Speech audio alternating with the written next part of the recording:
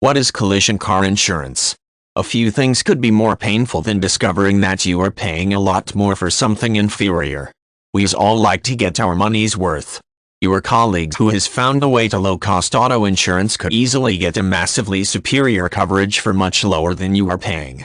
Even if you don't have a colleague who pays far less for more unless you have gone through the process I'll show in this video, you could be paying anywhere between $400 and $2,000 more for a comparable or inferior insurance policy. Here are a few things that could be responsible for such.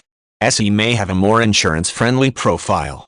What they call preferred auto insurance prospect.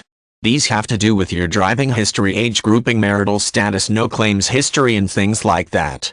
If you didn't do extensive research, you almost definitely are paying way too much than you should.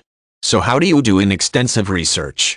Before you begin to think that this involves some brain surgery level of sophistication, all you really need to do this is a few minutes and a computer. All that's involved is visiting auto insurance quotes and comparison sites. Each will take you only a few minutes. They usually return about 5 quotes or more.